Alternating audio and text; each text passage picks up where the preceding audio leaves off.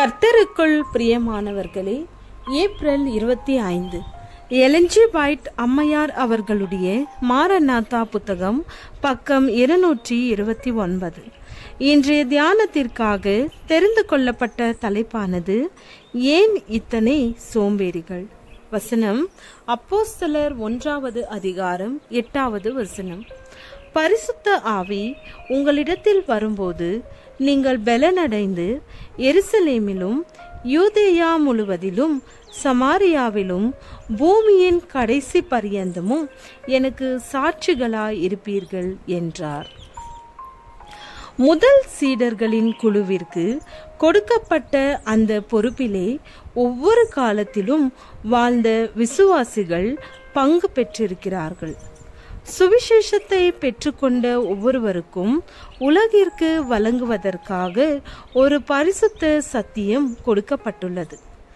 தேவனுடைய உத்தமமான மக்கள் எப்பொழுதுமே வலிமை வாய்ந்த உயிர் துடிப்போடு கூடிய இறைப்பணியாளராக இருந்திருக்கிறார்கள். அவரது நாமத்தின் மேன்மைக்காக வள வாய்ப்புகளை அர்ப்பணித்து அவரது சேவைக்காக அவர்களது தாளந்துகளை ஞானமாக பயன்படுத்தி இருக்கிறார்கள்.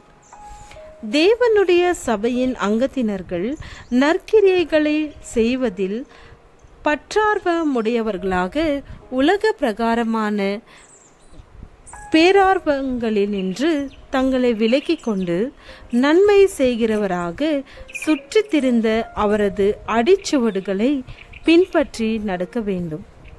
இருதயங்களில் இரக்கமும் பரிவும் நிறைந்தவர்களாக யாருக்கு உதவி தேவைப்படுகிறதோ அவர்களுக்காக ஊழியம் செய்து மீட்பரின் அன்பை பற்றிய அறிவை பாவிகற்கு எடுத்து செல்ல வேண்டும்.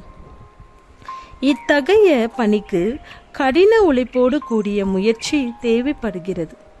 ஏனெனில் அது மாபெரும் வளம் சார்ந்த ஒரு வெகுமதியை கொண்டு வரும். நோக்கத்தில் நேர்மையோடு இத்தகைய ஊழியத்தில் ஈடுபடுகிறவர்கள் மீட்பருக்காக ஆத்மா ஆதாயம் செய்வதை காண்பார்கள்.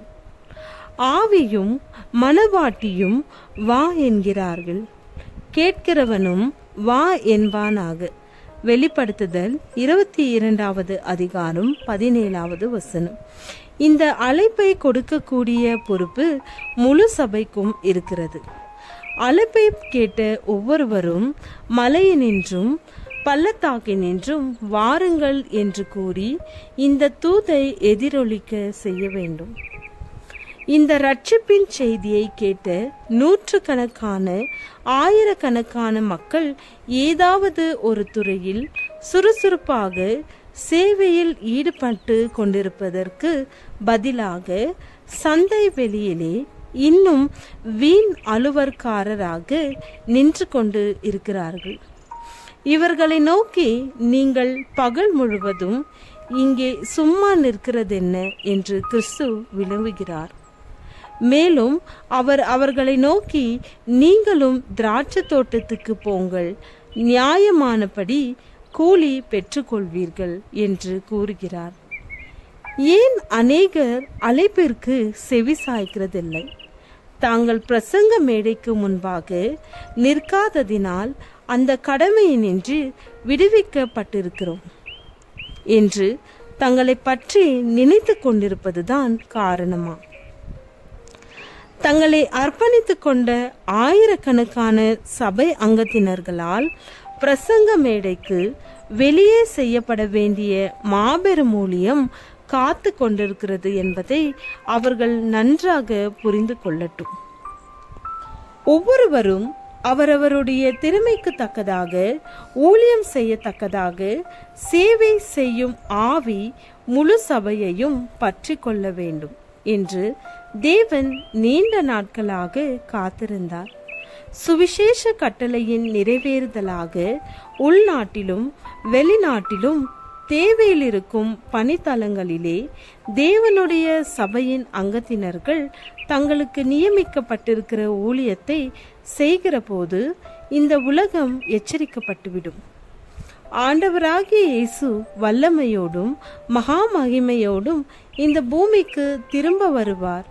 ராஜ்யத்தினுடைய இந்த சுவிசேஷம் பூலோகம் எங்குமுள்ள சகல ஜாதிகளுக்கும் சாட்சியாக பிரசங்கிக்கப்படும். அப்போது முடிவு வரும். ஜெபம். பரலோக பிதாவே, உம்முடைய பரலோக ராஜ்யத்தில் அடியேர்களையும் நினைத்தருளும். ஆமேன்.